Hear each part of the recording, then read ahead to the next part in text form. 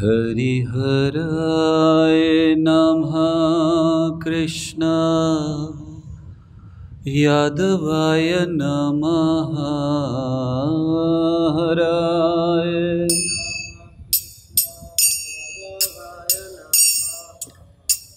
हराय नमः कृष्ण यादवाय नमः हराय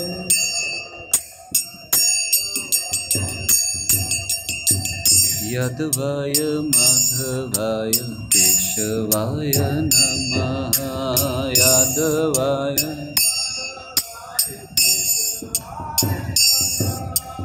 यादवाय माधवाय केशवाय नमः यादवाय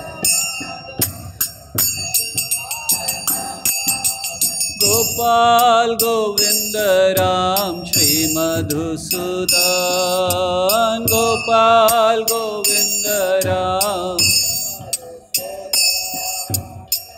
गिरिधारी गोपीनाथ मदन मोहन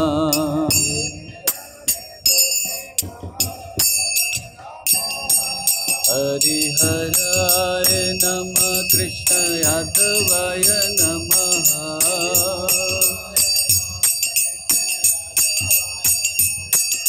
यादवाय माधवाय केशवाय नमः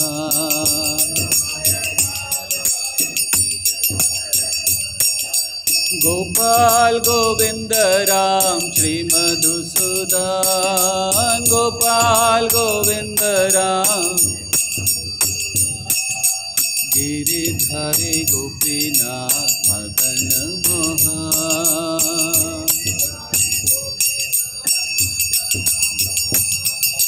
श्री चैतन्य नित्यानंद श्री अद्वैत सीता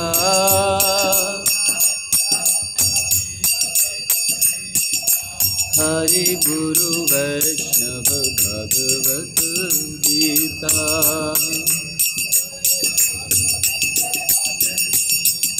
श्री रूप सनातन भट्ट रघुनाथ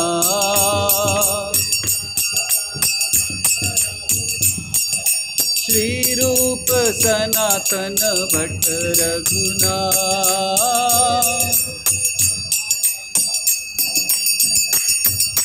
श्री जीव गोपाल भट्ट दास रघुनाथ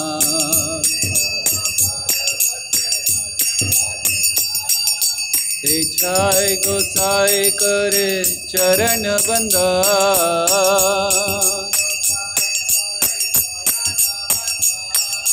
जहाँ हईते विघ्न नाश अभिष्ट पुराण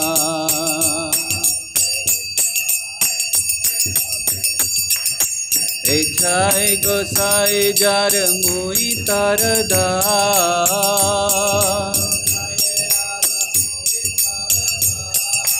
तास बार पद रेणु मोर पंचग्रा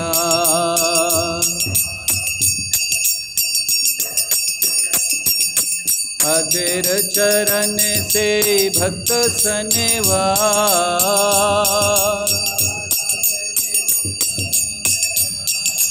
जन्म जन्म होए अभिलाष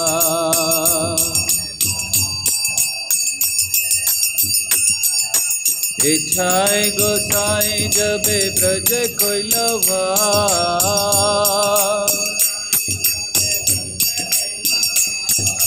राधा कृष्ण नित्य लीला कोरिल प्रकाश आनंदे बोलो हरि भज वृंदावन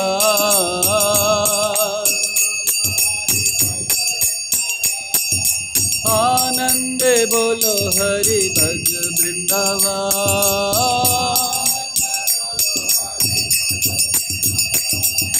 श्री गुरु वैष्णव पाद मजाइया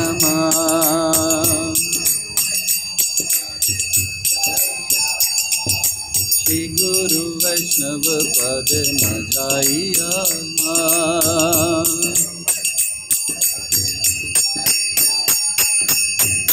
आनंदे बोलो हरि भज वृंदावन, आनंदे बोलो हरि भज वृंदावन। श्री गुरु वैष्णव पद मदारिया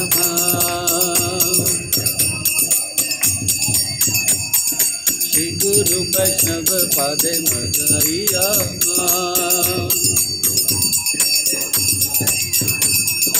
श्री गुरु वैष्णव पाद पद्म करिया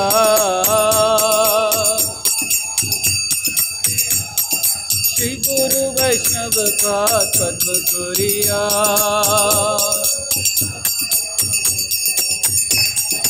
नाम संकीर्तन तोह नरोत्तम दास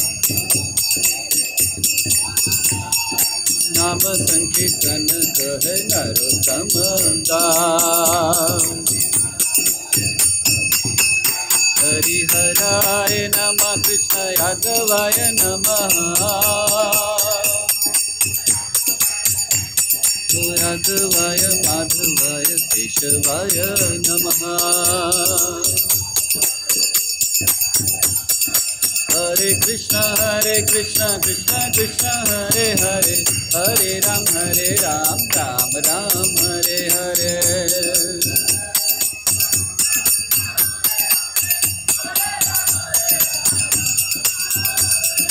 हरे कृष्ण कृष्ण कृष्ण हरे हरे हरे राम राम राम हरे हरे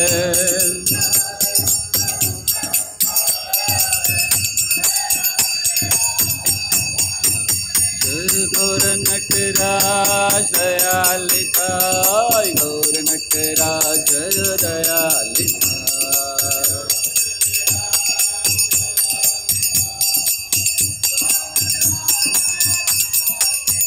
जय राधा गोविंद राधे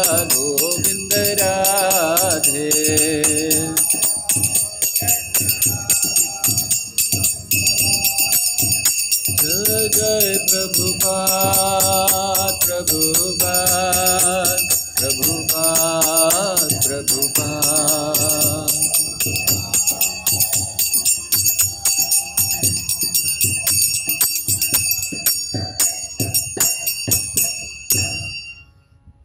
जय विष्णुपाद परमहंस परिव्राजकाचार्य अष्टोत्तरशत अभय चरणारविंद भक्ति वेदांत स्वामी शिल प्रभुपाद की इस्कॉन बीबीटी फाउंडर आचार्य शिल प्रभुपाद की उपस्थित भक्त वृंद की जय उपस्थित भक्त वृंद की जय उपस्थित भक्त वृंद की जय श्री श्री गुरु गौरांग की जय। ओम ज्ञानतिमिरान्धस्य ज्ञानाञ्जनशलाकया चक्षुरुन्मिलितं येन तस्मै श्रीगुरवे नमः। श्रीचैतन्यमनोभीष्टं स्थापितं येन भूतले स्वयं रूपः कदा मह्यं ददाति स्वपदान्तिकं। वन्देऽहं श्रीगुरौ श्रीयुतापदकमलं श्रीगुरून् वैष्णवांश्च श्रीरूपं साग्रजातं सहगण रघुनाथान्वितं तं सजीवं साद्वैतं सावधूतं परिजनसहितं कृष्णचैतन्यदेवं श्रीराधा कृष्णपादान् सहगना ललिता श्रीविशाखान्वितांश्च। हे कृष्ण करुणा सिंधु दीनबंधु जगतपते गोपेश गोपिका कांत राधाकांत नमस्तुते। तप्त कांचन गौरांगी राधे वृंदावनेश्वरी वृषभानुसुते देवी प्रणमामि हरिप्रिये। वाञ्छाकल्पतरुभ्यश्च कृपा सिन्धुभ्य एव च पतितानां पावनेभ्यो वैष्णवेभ्यो नमो नमः। नमः ॐ विष्णुपादाय कृष्णप्रेष्ठाय भूतले श्रीमते भक्तिवेदांत स्वामिनिति नामिने। नमस्ते सारस्वते देवे गौरवाणी प्रचारिणे निर्विशेष शून्यवादी पाश्चात्य देशतारिणे। जय श्री कृष्ण चैतन्य प्रभो नित्यानंद श्री अद्वैत गदाधर श्रीवासादि गौर भक्तवृंद। हरे कृष्णा कृष्णा कृष्णा हरे हरे, हरे राम राम राम हरे हरे। हरे कृष्णा। तो आप सबका स्वागत है गोविंद चरण श्रृंखला में। आज हम लोग चौथे दिन पर हैं, पाँचवें दिन पर है। सो आज को मिलाकर इसके बाद और 2 दिन होंगे, तो 3 दिन हैं, जिनमें जो अन्य चिन्ह अब रह गए हैं। हम लोग अब तक 9 चिन्हों की चर्चा कर चुके हैं भगवान के चरण कमल में, और अब आगे चर्चा कर रहे हैं 10वें चिन्ह से आज प्रारंभ करेंगे। तो 8 चिन्ह स्कंद पुराण के अनुसार जो भगवान के बाएं चरण में हैं, उनकी हम लोग चर्चा कर चुके हैं। यहाँ पर उपस्थित कोई बता सकते हैं बिना देखे 8 चिन्ह? आप तो एकदम आगे बैठते हैं। सो हमने प्रारंभ किया था शंख से, फिर हमने चर्चा की अंबर की, फिर धनु की चर्चा हुई, गोशपत की चर्चा अर्थात गाय के खुर की चर्चा हुई, आगे त्रिकोण की चर्चा, नेक्स्ट कुंभ की चर्चा और मछली की चर्चा, मीन मछली की चर्चा। और फिर भगवान के दाहिने चरण से जो चर्चा प्रारंभ की, उसमें पहला हम लोगों ने चर्चा किया छोटे से बीज का, कौन सा? जौ का, जौ के बीज का। सो अब हम लोग आगे चर्चा करेंगे कि किस तरह और अन्य जो 10 चिन्ह बाकी हैं। तो अगला चिन्ह जो आज हम लोग ये चर्चा करने वाले हैं, तो ये चिन्ह है पहला जो आज चर्चा करेंगे, वो है चक्र। तो अगला चिन्ह भगवान के चरण कमलों में दाहिने चरण में है, और वो है चक्र का चिन्ह। वही चक्र जो भगवान अपने हाथ में धारण करते हैं, वही चक्र भगवान के चरण चिन्हों में भी है।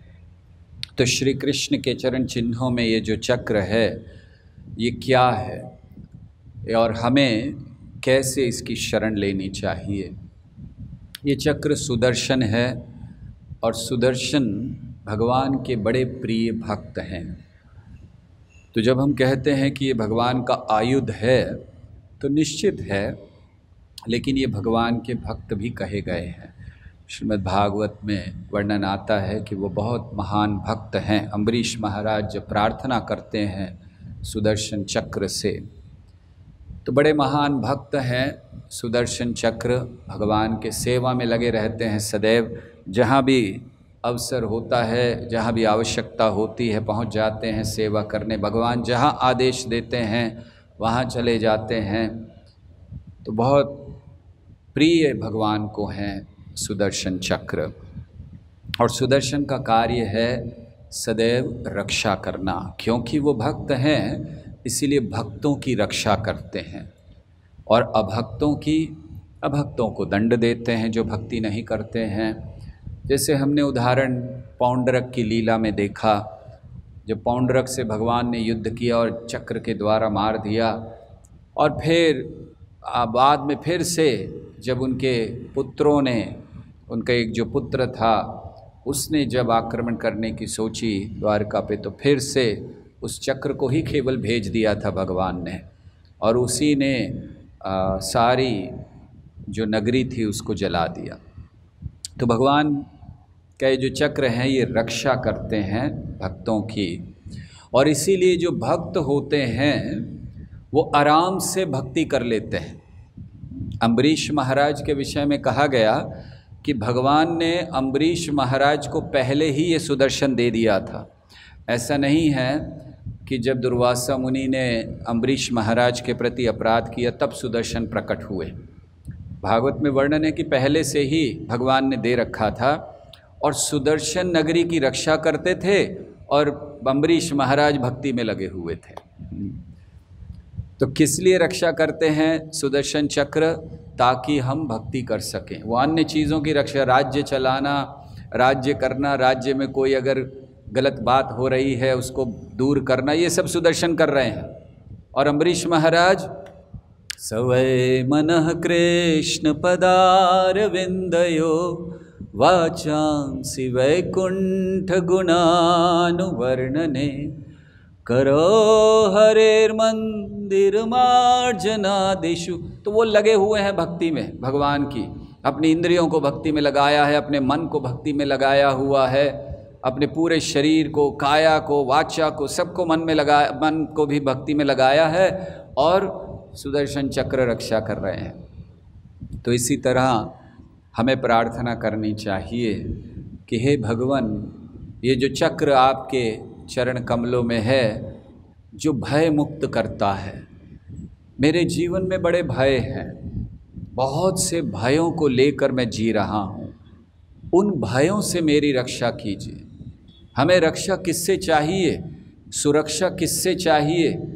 हमें सुरक्षा अपने धन की नहीं चाहिए, हमें सुरक्षा अपनी संपत्ति की नहीं चाहिए जिसका हमें भय है। हमें सुरक्षा चाहिए अपनी चेतना की। भगवान से प्रार्थना करें कि भगवान ये धन, ये संपत्ति, ये परिवार के जन, ये तो कर्मों से मिलने वाले हैं, मुझे चिंता नहीं है, लेकिन हे भगवान मेरी चेतना ये आप में लगे, मेरी चेतना की रक्षा कीजिए। उस सुदर्शन को भेजकर आप कृपया, मैं आज आपके चरणों में उस सुदर्शन चक्र का स्मरण कर रहा हूँ, ताकि वो चक्र मेरी चेतना की रक्षा करे। मेरे अंदर जो गलत भावनाओं के आधार पर, भौतिक आसक्तियों के आधार पर भय उत्पन्न हो गया है, हे भगवान उस भय को समाप्त कर दीजिए।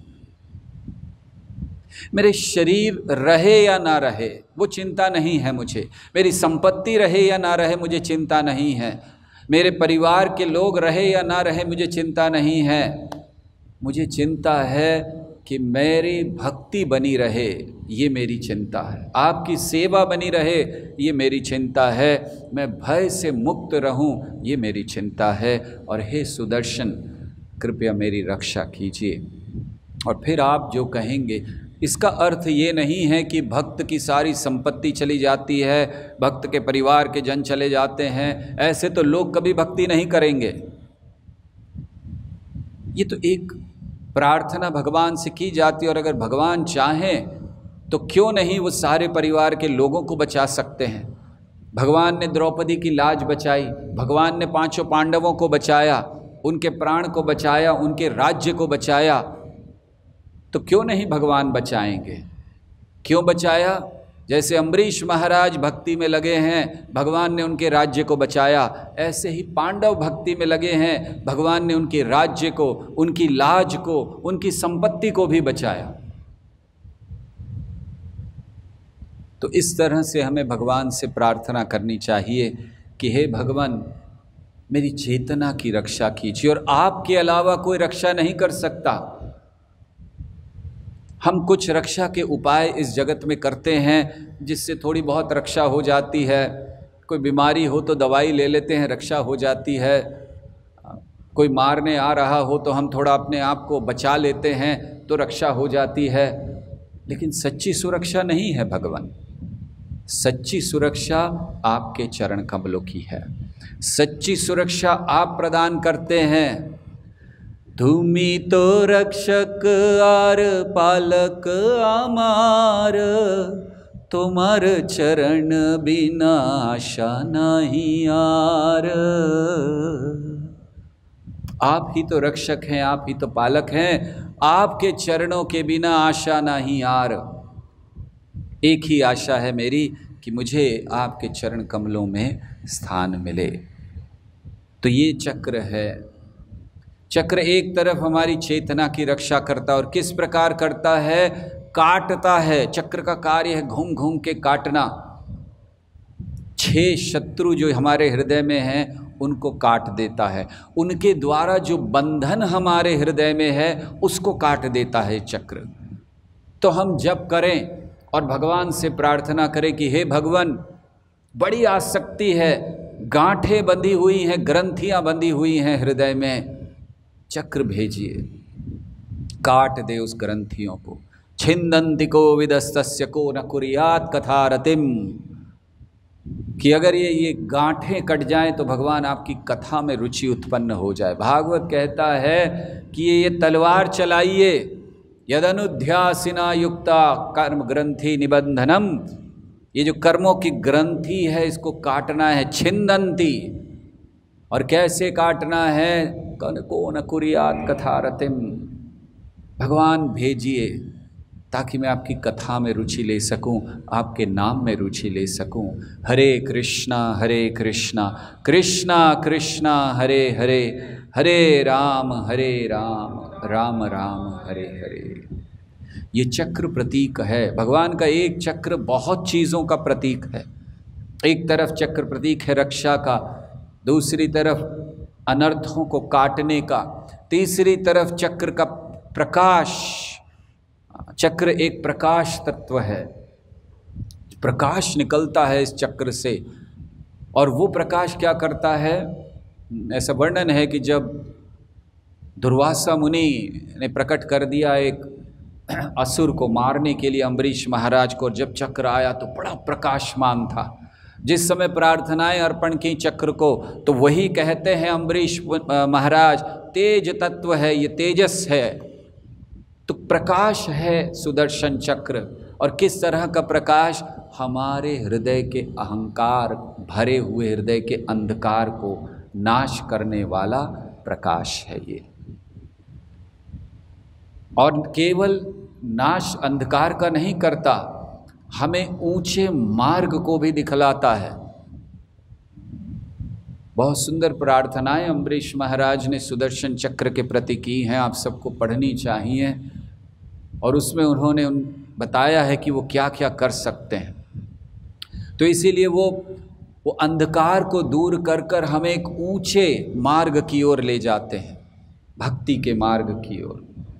तो अच्छा एक ऊंचा पथ दिखाते हैं। प्रकाश का 2 कार्य होता है, एक अंधकार को दूर करना और दूसरा हमें राह दिखलाना।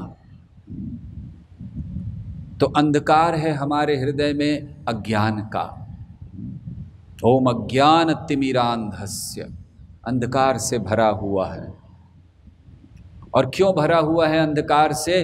क्योंकि हमने भगवान की सत्ता को स्वीकार नहीं किया, हमने भगवान के स्वामित्व को स्वीकार नहीं किया, हमने ये स्वीकार नहीं किया वस्तुत सकलि तव जीवे के होना, अहम मम भ्रमे भ्रमे भोगे शोक भय। हमने स्वीकार नहीं किया कि सब कुछ भगवान का है। और इसीलिए ईशोपनिषद कहता है कि जो व्यक्ति ये स्वीकार नहीं करता कि सब कुछ भगवान का है, वो कहाँ जाता है? वो कहता है अंधम तमः प्रविश्यन्ति, तो अंधकार में वो जाता है। कोई भी होने दो, ये के चात्महनो जना, तो उनके लिए बना हुआ है असूर्या नाम ते लोका अंधे न तमसावृता तांस्ते प्रेत्याभिगच्छन्ति ये के चात्महनो जना। तो अंधकार में क्यों हैं हम लोग, भगवान की सत्ता को भूल गए।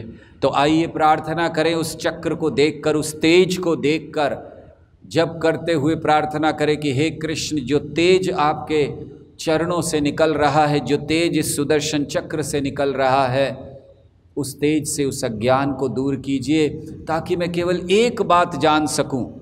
और वो क्या बात है? वस्तुतः सकली तव जीवे के होना।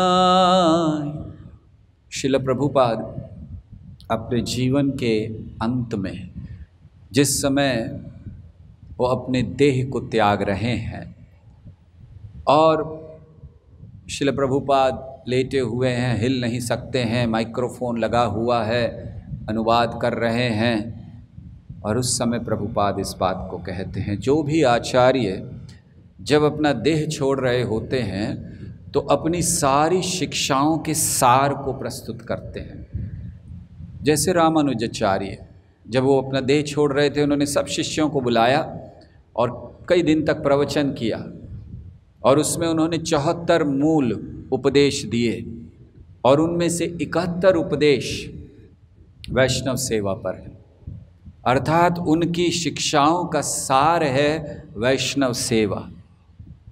और इसी तरह श्रील प्रभुपाद भी जब देह छोड़ रहे हैं, उन्होंने अपने सारे शिष्यों को बुलाया और उन्होंने उपदेश दिए हैं। और हम उस वीडियो में देख सकते हैं प्रभुपाद यही बात कह रहे हैं कि सब कुछ कृष्ण का है, जो ये जान जाता है वो कृष्ण भावना भावित है। बस सार है ये भक्ति का। राधा कृष्ण प्राण मोरा जुगल किशोर। अगर सब कुछ कृष्ण का है और उन कृष्ण को अपने प्राण हम बना लें, जीवन सफल। तो इसीलिए हमें प्रार्थना करनी चाहिए चक्र से, उस तेज तत्व से, उस प्रकाश से, कि हमारे हृदय के अहंकार को समाप्त करें। जय श्री गौर नटराज दयाल निताई की जय। ये चक्र काल का भी रूप है, समय चक्र, काल चक्र। तो ये चक्र काल का भी रूप है।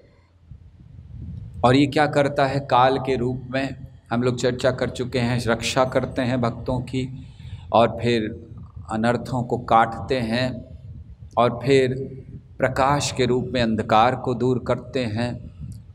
और अब काल चक्र, काल चक्र क्या है? ये काल चक्र भगवान के द्वारा भेजा गया चक्र है।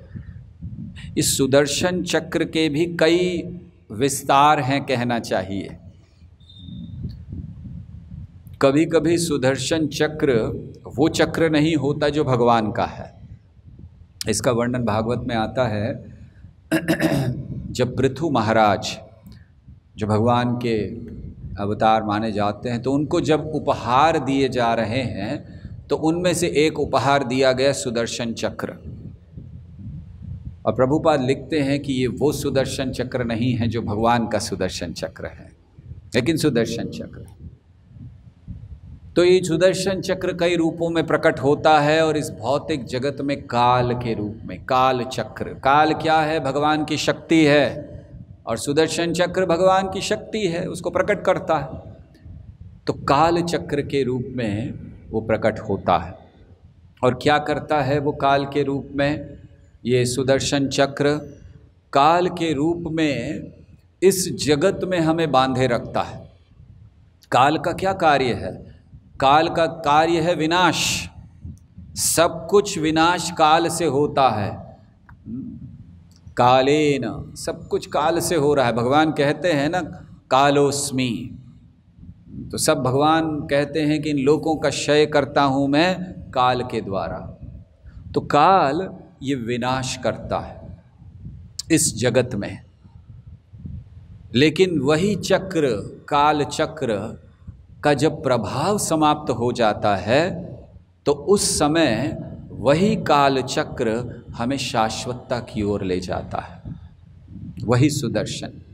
जैसे माया देवी, माया इस जगत में हमें बांध कर रखती है, लेकिन जब हम भगवान को समर्पण कर देते हैं तो वही माया हमें भगवान तक लेके जाती है, वही शक्ति हमें भगवान तक लेके जाती है। और भगवान ने दिखाया कि सब कुछ उनके हाथ में है, सब कुछ उनका है, वो जब चाहे बंद कर सकते हैं और जब चाहे शुरू कर सकते हैं। तो चक्र की बात हम लोग कर रहे थे, काल चक्र। सुदर्शन भी का प्रकट करते हैं अपने आप को काल चक्र के रूप में और इस जगत में बांधे रहते। काल का कार्य है विनाश करना, सब कुछ काल से होता है।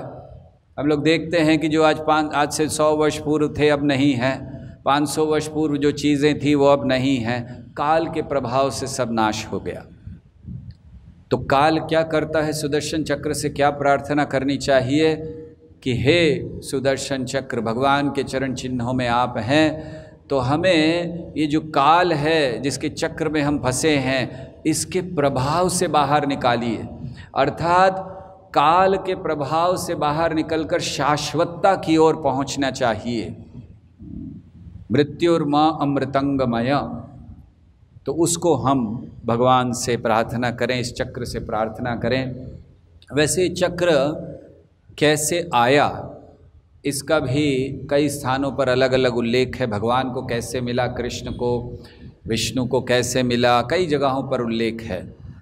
कई स्थान, किसी स्थान पर कहा गया है कि जब सांदीपनी मुनि के आश्रम में श्री कृष्ण रह रहे थे तो एक समय परशुराम जी वहाँ पर आए और सांदीपनी मुनि ने उनका स्वागत किया और श्री कृष्ण को उनका स्वागत करने के लिए भेजा। तो श्री कृष्ण ने जब स्वागत किया तो उन्होंने, श्री कृष्ण ने परशुराम जी से कहा कि मुझे आशीर्वाद दीजिए।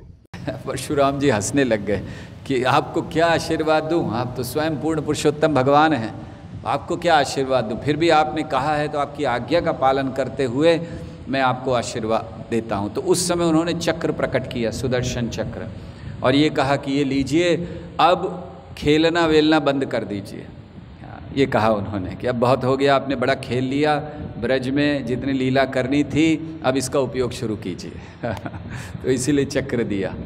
वैसे ऐसा नहीं है कि परशुराम जी ने चक्र दिया, ये चक्र शाश्वत रूप से भगवान का है, अन्य लीलाओं में मिल जाता है।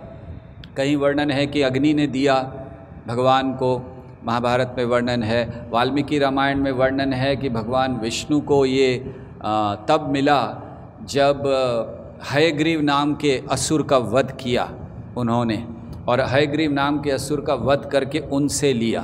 ये कहा जाता है विश्वकर्मा ने इसको बनाया था। तो ऐसे अलग अलग वर्णन इस सुदर्शन चक्र के हैं कि कहाँ से आया, कैसे आया। तो हमें भगवान से केवल प्रार्थना करनी है कि सुदर्शन चक्र से, जैसे हम वर्णन कर रहे थे, हमारे अनर्थों को काटें, रक्षा करें, तेज तत्व के द्वारा हमारे हृदय के अहंकार को दूर करें, काल के प्रभाव से दूर निकालें। और अंततः एक प्रार्थना हम भगवान से कर सकते हैं। जब महाभारत का युद्ध हो रहा था और भीष्म देव ने बड़ी भयंकर तरह से युद्ध करना शुरू किया, भगवान कृष्ण अर्जुन को बारंबार कह रहे, मारो अर्जुन, मारो मारो, तुम युद्ध नहीं कर रहे हो अपनी शक्ति से। अर्जुन ने कहा मैं पूरी शक्ति से युद्ध कर रहा हूँ। और उस समय भगवान ने कहा नहीं, और गुस्से में भगवान आकर नीचे उतर गए रथ से और उन्होंने चक्र उठा लिया, पहिया उठा लिया जैसे वो सुदर्शन चक्र हो, और उसको उठाकर भागे भीष्म की ओर, और भीष्म की ओर भागते हुए उन्होंने कहा हंतायम हंतायम, मार दूंगा, आज इसे मार दूंगा मैं। भीष्म ने जैसे ही सुना कि आज भगवान की इच्छा हो गई मुझे मारने की, भीष्म ने सब कुछ त्याग दिया, अपने अस्त्र शस्त्र रख दिए। भीष्म को इच्छा मृत्यु का वरदान था, आज तक उन्होंने इच्छा ही नहीं की मरने की, 400 साल के ऊपर हो गए थे, लेकिन उन्होंने इच्छा नहीं की क्योंकि राज्य सुरक्षित नहीं था। लेकिन अब जब उन्होंने देखा कि भगवान की इच्छा है मारने की, भगवान कह रहे मार दूंगा इसे, तो उनकी इच्छा आ गई कि ये इससे अच्छी मृत्यु और क्या होगी। उस दिन उनके हृदय में इच्छा आ गई कि अब बस मरना है, मुझे हो गया, अब और जीना नहीं है। और उस समय उन्होंने क्या किया, बहुत सुंदर वर्णन है। भीष्म देव ने अपने सब अस्त्र शस्त्र रख दिए, अपने दोनों हाथों को जोड़ा और मस्तक पर लगा लिया और भगवान से कहा दासोस्मि, दास हूँ आपका, आइए मार डालिए मुझे। क्योंकि वो जानते थे कि इस मरने से, इस मृत्यु से वो शाश्वत जगत को प्राप्त होंगे।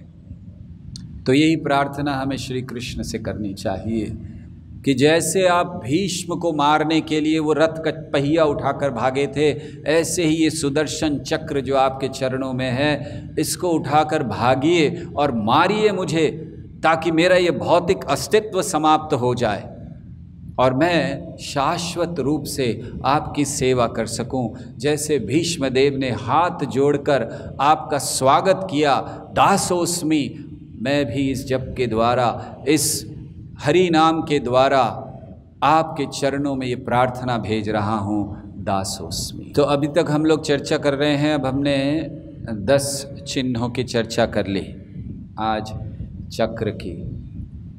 तो अब और प्रयास करते हैं इनकी चर्चा करने के लिए। अगला अभी हम लोग चिन्ह चर्चा करेंगे। तो अगला चिन्ह भगवान के चरणों में है, एक रेखा है, ऊर्ध्व रेखा कहते हैं उसको। ऐसी सीधी लाइन है और थोड़ा सा बाद में ऊपर जा रही, तो उसको ऊर्ध्व रेखा कहते हैं।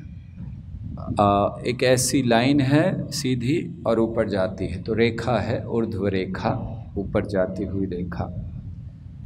तो ये क्या सूचित करती है? भगवान के चरण चिन्हों में जो रेखा है, ऐसे रेखा एक सीधी जो लाइन होती है वो कई चीज़ें दर्शाती है। विशेष करके जैसे हमारे हाथों में रेखाएं होती हैं, तो जो हमारे हाथों की जीवन रेखा है, लाइफ लाइन, तो वो बड़ी सीधी है।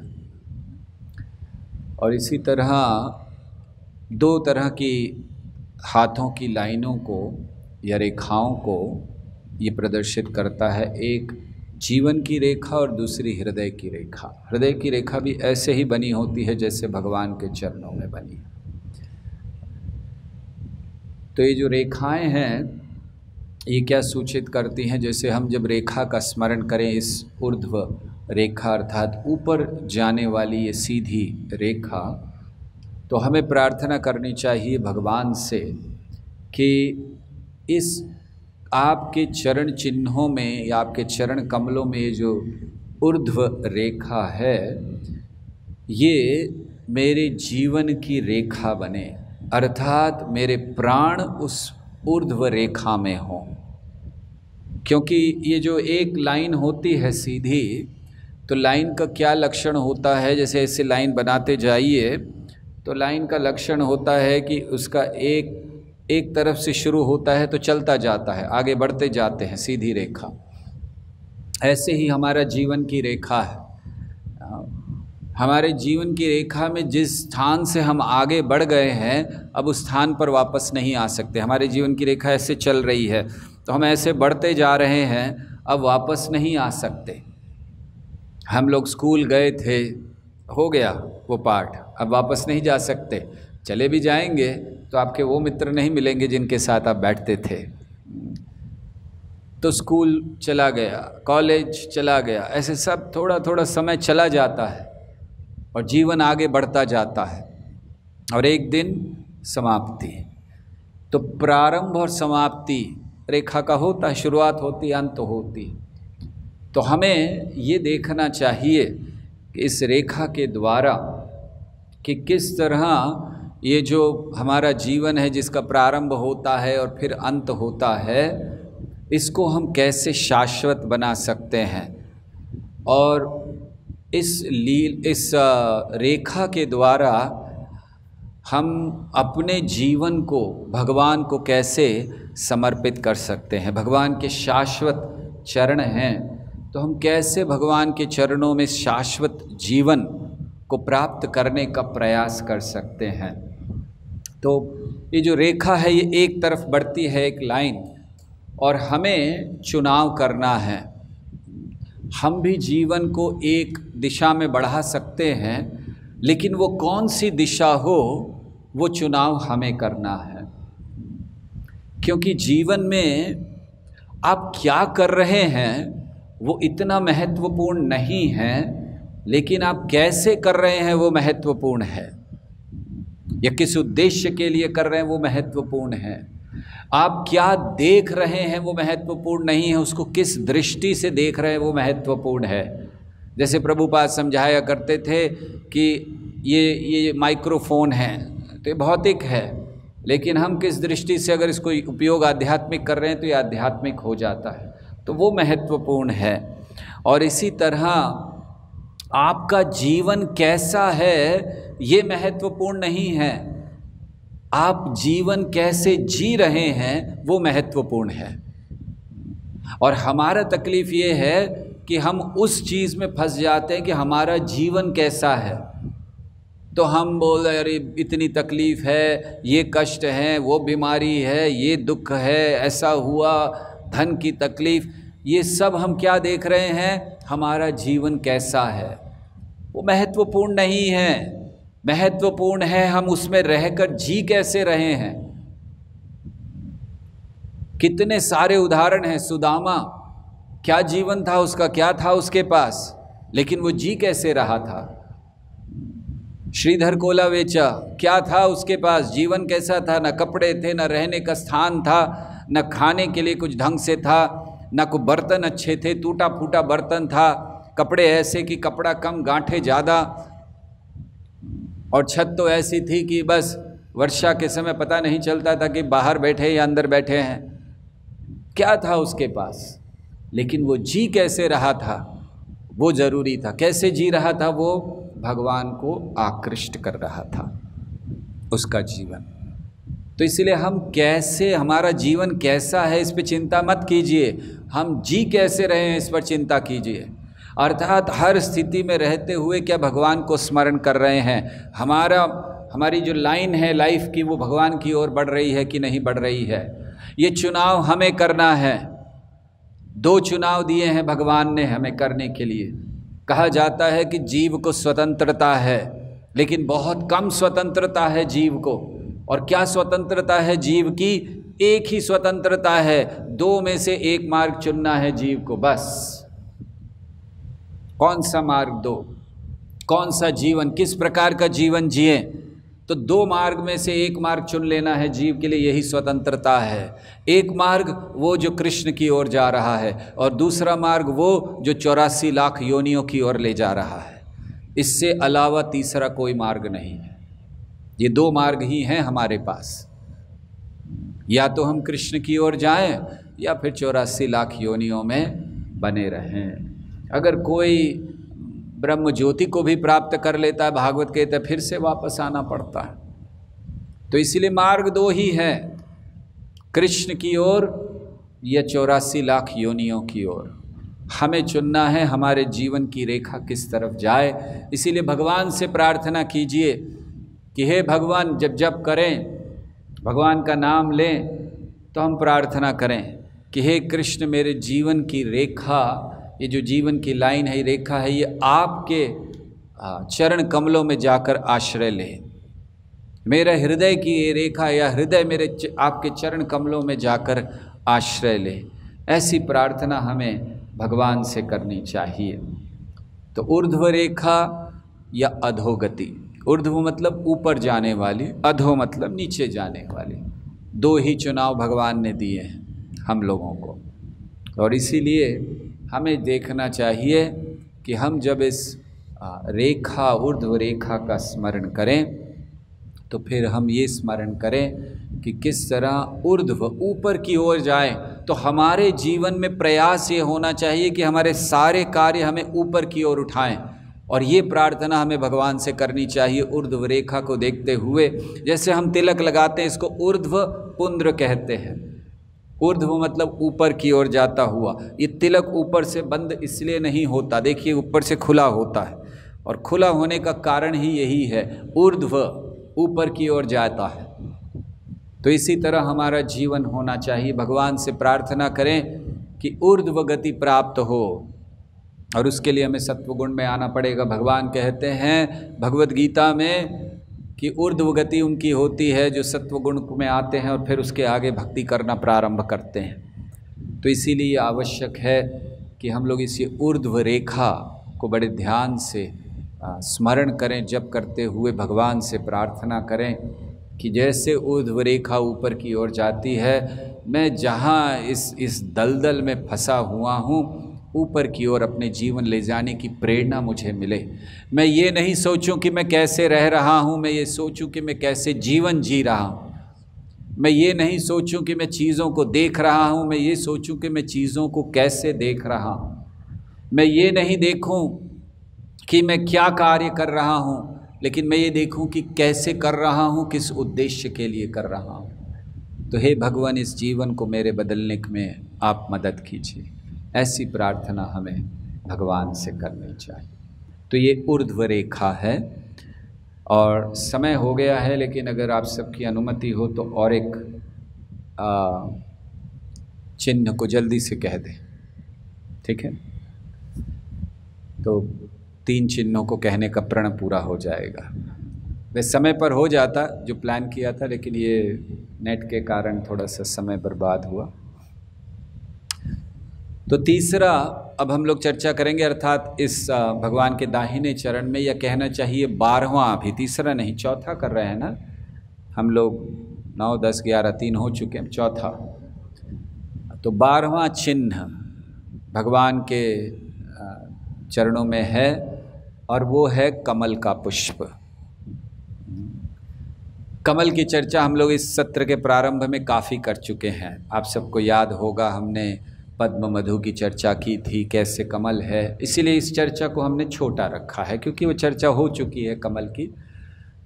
तो भगवान के चरण चिन्हों में जो कमल है उससे हमें प्रार्थना करनी चाहिए। तो वो कमल क्या दर्शाता है? जैसे मधुमक्खी होती है, भंवरा होता है, तो वो मधु को लेना चाहता है, तो उसका बड़ा लालच होता है मधु को लेने के लिए, और इसीलिए वो कमल में जाता है। तो जब हम भगवान के नाम का जप करें तो हम भगवान से ये प्रार्थना करें कि हे भगवान, मेरे अंदर भी वो लोभ उत्पन्न हो, वो लौल्यम, वो लालच उत्पन्न हो आपके चरणों के मधु को इकट्ठा करने का, और इसीलिए मैं आपके चरणों में जो कमल है उसमें प्रवेश करना चाहता हूँ। तो जब भगवान हम जप करें भगवान के नाम का, तो उस कमल को, पुष्प को स्मरण करें, और कमल के पुष्प को स्मरण करते हुए स्मरण करें कि अब मैं बस कमल के पुष्प में प्रवेश कर रहा हूँ, उस मधु को लेने के लिए जो भगवान के चरणों से सतत बहता रहता है। तो ये कमल का चिन्ह है। ये कमल का चिन्ह ये भी दर्शाता है कि भगवान के चरण सदैव वृंदावन में रहते हैं। वृंदावनम परित्यज्य पदम एकम न गच्छति, क्योंकि वृंदावन ये कमल के आकार का है, कमल के शेप का है, तो इसलिए भगवान के चरण सदैव कमल में रहते हैं। ये कमल लक्ष्मी देवी का भी सूचक है। लक्ष्मी देवी सदैव कमल पुष्प हाथ में लेती हैं।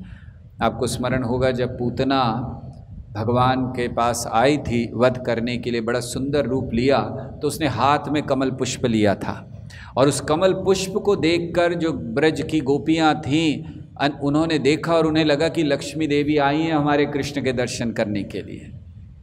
तो लक्ष्मी देवी का भी ये चिन्ह है कमल का पुष्प। और ये क्या दर्शाता है? लक्ष्मी देवी के चिन्ह होने से ये दर्शाता है यत्र योगेश्वरः कृष्ण यत्र पार्थो धनुर्धर तत्र श्री विजयर्भूतेर् ध्रुवनीतिर्मतिर्मम, कि जहाँ पर कृष्ण है वहाँ ये कमल होना ही है, अर्थात श्री विजय ऐश्वर्य ये सब होना है। तो लक्ष्मी देवी कहाँ रहेंगी? जहाँ भगवान है। वो तो बड़ी पतिव्रता स्त्री हैं, भगवान को छोड़कर नहीं रहती। तो इसीलिए लक्ष्मी देवी के, और सच्चा ऐश्वर्य क्या है? लोग इस जगत में लक्ष्मी से प्रार्थना करते हैं कि हमें कुछ दीजिए। दरअसल जो भौतिक ऐश्वर्य दिया जाता है वो मर्त्य लक्ष्मी के द्वारा दिया जाता है, महालक्ष्मी द्वारा नहीं। वो मर्त्य लक्ष्मी के द्वारा दिया गया। राजलक्ष्मी राजाओं को देती है और महालक्ष्मी भक्तों को ऐश्वर्य देती है। तो भक्तों का ऐश्वर्य क्या है? हम कौन से ऐश्वर्य की कामना करें? लक्ष्मी देवी का स्मरण करके जब भगवान के चरण चिन्हों को देखें, कमल को देखें, तो भगवान से प्रार्थना करें कि हे भगवान कृपा कीजिए, वो ऐश्वर्य जो भक्तों का ऐश्वर्य है वो मुझे प्रदान कीजिए। मैं बहुत अमीर बनना चाहता हूँ, बहुत धनवान बनना चाहता हूँ, बहुत ऐश्वर्यशाली बनना चाहता हूँ, लेकिन मुझे कौन सा ऐश्वर्य चाहिए? इस जगत का नहीं, इमरते लक्ष्मी वाला नहीं, मुझे ऐश्वर्य चाहिए जो भक्तों का है। और भक्तों का क्या ऐश्वर्य है, भक्तों का क्या धन है, भक्तों की क्या संपत्ति है? कृष्ण आपके चरण कमल, ये भक्तों की संपत्ति है, आपकी नहीं है। भक्तों ने इस पर अधिकार कर लिया है, आपके चरण कमलों पर। इसीलिए कृष्ण आपको भी अपने चरण बहुत प्रिय हैं, भगवान को अपने चरण बहुत प्रिय हैं। क्यों? क्योंकि उनके भक्त वास करते हैं उसमें, तो इसीलिए वो हमारी संपत्ति है। तो लक्ष्मी जी से प्रार्थना है कि वो ऐश्वर्य हमें प्रदान करें। तो ऐसे ये कमल है, और कमल विशेषता अनासक्ति का सूचक है। अनासक्ति मतलब जिस जल में रहता है उस जल को स्पर्श नहीं करता। तो कमल से हमें सीखना है। भगवान भगवत गीता में कहते हैं पद्म पत्रम विवाम्भसा, रहना है तो कमल पुष्प की तरह रहो। कैसे? बिल्कुल आसक्त नहीं होना। भगवान कहते हैं लिप्यते न स पापेन पद्म पत्रम विवाम्भसा, तो कोई पाप में लिप्त नहीं होना। अर्थात इस जगत में हमें रहना है तो कमल की तरह रहना चाहिए। तो आइए प्रार्थना करें भगवान से कि हे कृष्ण, मैं इस जगत में हूँ लेकिन इस जगत का नहीं बनूँ, इतनी मेरी आपसे आशा है। इस जल में हूँ लेकिन इस जल का स्पर्श नहीं करूँ, इतनी मेरी आपसे प्रार्थना है।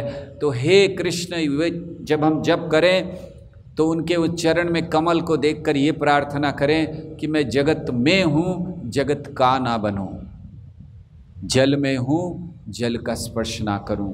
अर्थात हे कृष्ण, मुझे कोई चिंता नहीं है आप मुझे कहाँ पर रख रहे हैं, स्वर्गे वा निरये, आप मुझे मुक्त कीजिए, स्वर्ग में रखिए, नरक में रखिए, कोई चिंता नहीं है। क्यों? मैं स्पर्श करने ही नहीं वाला हूँ उसका, आपकी कृपा से। इसीलिए मुझे ये चिंता नहीं है कि मैं कहाँ रहूँ, लेकिन मुझे ये चिंता है कि मैं उस चीज़ से अलग रहूँ, आपके चरणों का मेरा स्मरण बना रहे। तो ये जो कमल है ये रात्रि के समय बंद हो जाता है, अगर आप लोगों ने देखा हो, और फिर जैसे ही सूर्य की किरण आती है खुल जाता है प्रकाश में। कभी कभी इसको धोखा भी हो जाता है। मैंने आपको बताया होगा कि हम लोगों ने अपने मंदिर में कारवार में एक तालाब में कमल खिलाए थे, और फिर उस तालाब का ब्यूटिफिकेशन किया गया, सुंदरता उसको, तो लाइट्स लगा दी गई। वो पहले कमल को पता नहीं था, तो कभी रात को देखता नहीं था। एक दिन हम रात को उस तालाब के किनारे जप कर रहे थे तो हमने देखा कि कमल खिला हुआ है। हम सोचे अरे रात में कैसे कमल खिल गया, ये तो बड़े आश्चर्य की बात है, कमल खिलता नहीं रात को, अंधकार है पूरा। तो फिर हमें बड़ा अजीब लगा, तो हमने कहा कल फिर देखेंगे। हमने फिर देखा तो फिर खिला हुआ था, और वो एक ही, बाकी सारे सोए हुए थे। तो हमने सोचा ये कैसे, क्या हो रहा है, कुछ अजीब चीज़ है। तो फिर हमने ध्यान दिया कि हो ये रहा था कि वो जो लाइट लगी थी वो एक लाइट सीधे उस पर पड़ रही थी, उस कमल पर, बाकी कमल पर वो लाइट नहीं पड़ रही थी। तो क्या होता था, शाम को जब थोड़ा अंधकार होता था कमल बंद हो जाता था, और फिर लाइट्स ऑन हो जाती थी, कमल खुल जाता था। वो बेचारा भ्रम में आ जाता था कि शायद सूर्य निकल गया है लाइट आ गई है, तो खुल जाता था। तो फिर हमने उनसे कहा कि इस लाइट को ज़रा सब या तो बंद रखो या कहीं घुमाओ, ये बेचारे सो नहीं पा रहा है, रात को खिला रहता है, वो रात भर खिला रहेगा लाइट अगर जब तक चालू है। तो कमल खिल जाता है। कमल का ये गुण है कि रात्रि के समय बंद हो जाता है और दिन में खुल जाता है, जैसे सूर्य की किरण। ऐसे ही भगवान से प्रार्थना करनी चाहिए कि हे कृष्ण, मैं स्मरण कर रहा हूँ आपके चरण कमल का, आपके चरणों में उस कमल का, और मेरा जो मन है मेरी जो चेतना है वो कमल की तरह बना दीजिए।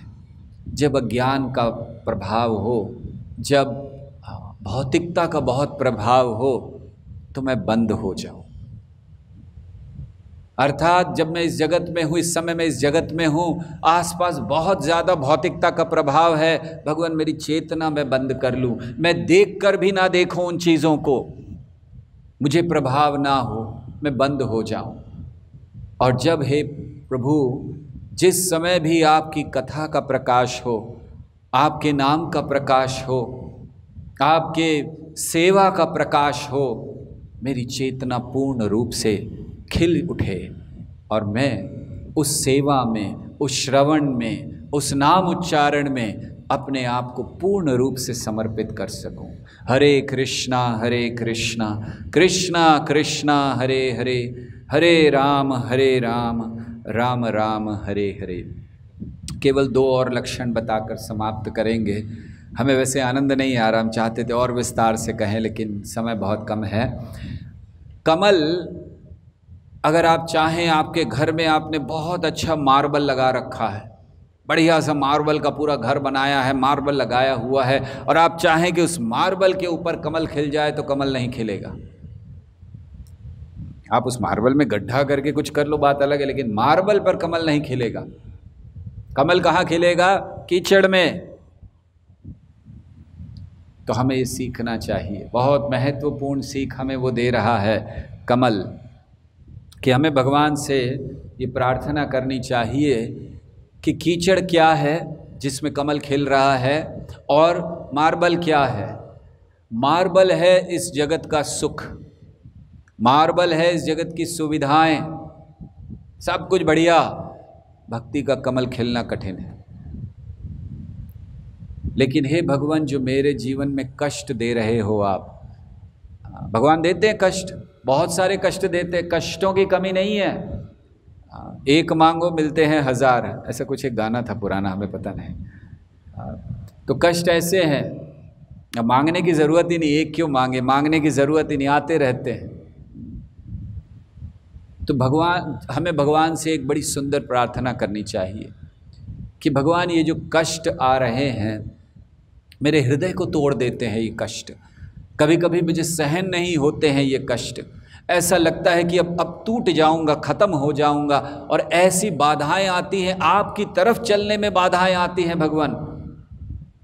तो इन बाधाओं को, इन कष्टों को मैं कैसे समझूं? हे कृष्ण, आपके चरण कमल पर ये कमल का ध्यान करते हुए मैं ये जानूं कि ये जो बाधाएं हैं, ये जो ये कष्ट हैं, ये जो तकलीफ़ें इस जीवन में मुझे हैं, ये सब कीचड़ है, और आपने ये कीचड़ भेजा है मेरे लिए, क्योंकि आप जानते हैं कि मार्बल पर मेरे भक्ति का कमल खिलने वाला नहीं है।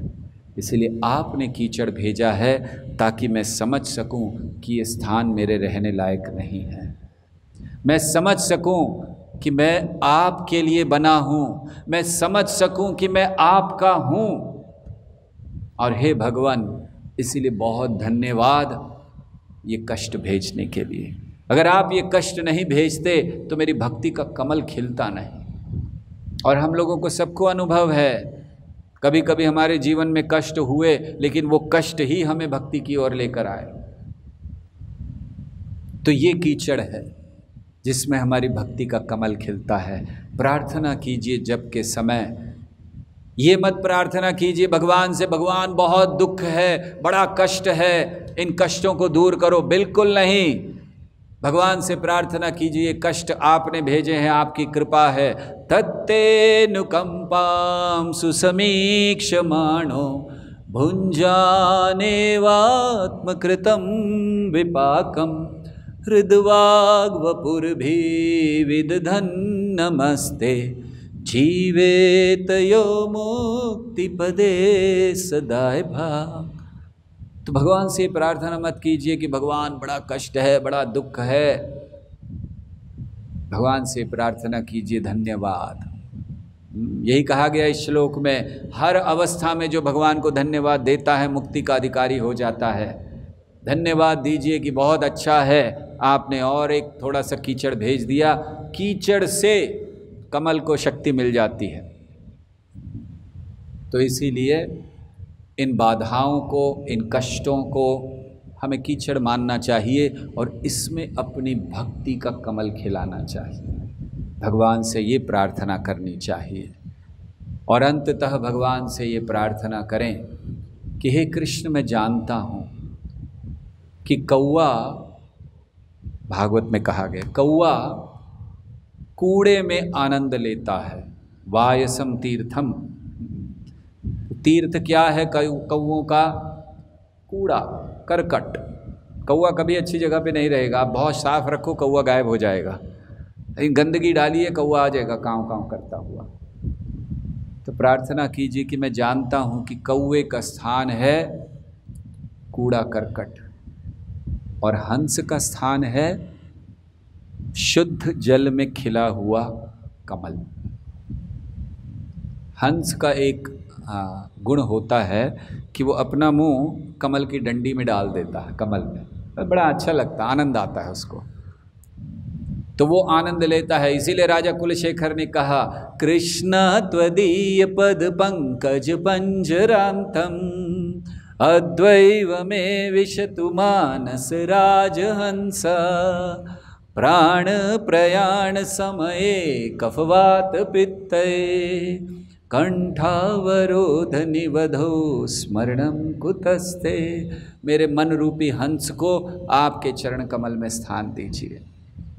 तो इसीलिए हमें प्रार्थना करनी चाहिए भगवान से कि हे भगवान, मेरे इस हंस रूपी, मैं हंस बनना चाहता हूँ, अपने मन को कौवा नहीं बनाना चाहता। आज तक कौवा था। क्यों कौवा था? सारी गंदी जगह में मुंह मार रहा था मैं। मुझे लग रहा था यहाँ आनंद मिलेगा, वहाँ आनंद मिलेगा, खाने में आनंद मिलेगा, सोने में आनंद मिलेगा, भोग करने में आनंद मिलेगा, स्त्री आनंद देगी, धन आनंद देगा। सब कूड़े करकट में मुंह मार रहा था मैं। लेकिन अब मैं बस एक ही प्रार्थना है, मेरे इस कौवे मन को हंस बना दीजिए, ताकि आपके चरणों में जो कमल है उसका आश्रय ले सके। और हम इन चिन्हों का आश्रय लेने का क्यों बात कर रहे हैं? क्या हम सीधे कृष्ण के चरण कमलों का आश्रय नहीं ले सकते? नहीं, क्योंकि हमारा पथ है दास दास दासानुदास। इसीलिए हम चिन्हों का आश्रय ले रहे हैं, उन चिन्हों का जिन्होंने श्री कृष्ण के चरण कमलों का आश्रय लिया है। और वो भक्ति है। भगवान कहते हैं, अगर कोई कहता है कि मेरा भक्त है तो वो भक्त नहीं है, मेरे भक्त का भक्त है तो वो भक्त है। और इसीलिए हम चिन्हों का आश्रय ले रहे हैं, जिन्होंने भगवान के चरण कमलों में स्थान प्राप्त कर चुके हैं जो। तो ऐसे हम प्रार्थना भगवान से करें और निश्चित हमारा जप अच्छा होगा। तो कल जब आप लोग जप करें तो भगवान से प्रार्थना कीजिए, भगवान कौवा नहीं हंस बनाइए। बहुत जीवन कौवा रह गया, अब हंस होना चाहिए। हरे कृष्णा कृष्णा कृष्णा हरे हरे, हरे राम राम राम हरे हरे। बहुत बहुत धन्यवाद आप सबका, और क्षमा चाहते हैं थोड़ी देर हो गई, 15 मिनट ऊपर चले गए। किसी का कोई प्रश्न है? अगर ये चल रहा है तो चालू है अभी तक? अच्छा ठीक है, तो कोई प्रश्न हो तो बताइए।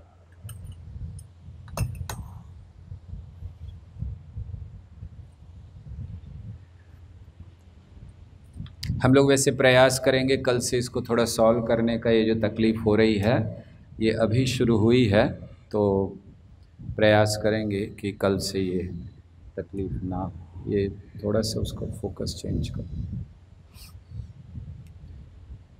ओके, सो बस बस बस बस बस पीछे लो, थोड़ा और पीछे जाना बस।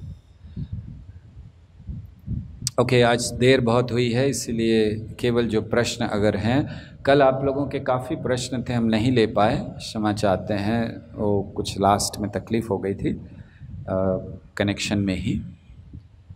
सो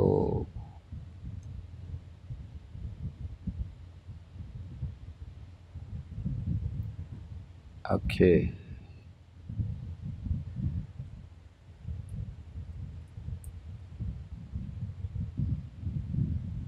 सो यहाँ प्रश्न है, भौतिक बंधन से अक्सर क्रोध आ जाता है और न चाहते हुए भी चैंटिंग उसी मूड में होती है, ऐसे में क्या करना चाहिए? बस भगवान के चरणों में जो कमल है उसका स्मरण कीजिए और सोचिए कि ये कमल अगर कीचड़ में खिल सकता है तो क्या मैं भगवान का स्मरण इस क्रोध में नहीं कर सकता? तो हमें करना चाहिए। भगवान के चरण चिन्हों के स्मरण के लिए मन में ही करें या चरणों की छवि सामने रख के करें, दोनों कर सकते हैं। अगर आप चरणों की छवि सामने रख कर भी करना चाहें तो भी ठीक है, नहीं तो मन में भी करें तो भी ठीक है। जब करते समय हमें किसी एक चरण चिन्ह पर ध्यान एकत्रित करना चाहिए अथवा क्रमशः सभी चरण चिन्हों पर। अच्छा यही होगा कि पहले एक चरण चिन्ह पर किसी पर करें ध्यान केंद्रित, और जब बड़ी अच्छी तरह से जप होने लगे तो जप करें, फिर जप में थोड़ा ध्यान इधर उधर हो तब किसी और चरण चिन्ह पर ध्यान एकत्रित करें। क्या हमें तुलसी, जब गरम गरम प्रसाद या भोग भगवान को लगाया जाता है तो क्या हमें उसमें तुलसी डालनी चाहिए? बिल्कुल डालनी चाहिए, क्योंकि बिना तुलसी के भगवान स्वीकार नहीं करते हैं, और आपको वो भोजन पूरा ठंडा करके भगवान को नहीं देना चाहिए, क्योंकि भगवान को भी गरम गरम खाना अच्छा लगता है। आशा है आपको भी अच्छा लगता होगा, तो इसीलिए कोई चिंता नहीं है, उसमें तुलसी डाल सकते हैं। वैसे कभी कभी जो बहुत गर्म हो तो भगवान को नहीं दिया जाता, जैसे दूध बहुत गर्म है तो उसको थोड़ा सा ठंडा, इतना कि पीने लायक हो जाए, नहीं तो भगवान का होंठ जल जाएंगे।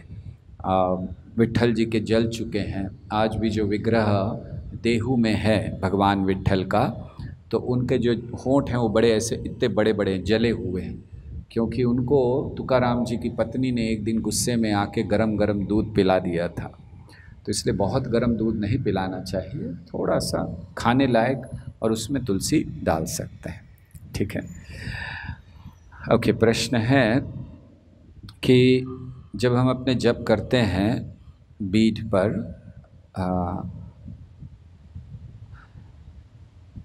some devotees said because we want to go upwards to Goloka। प्रश्न समझ नहीं आया।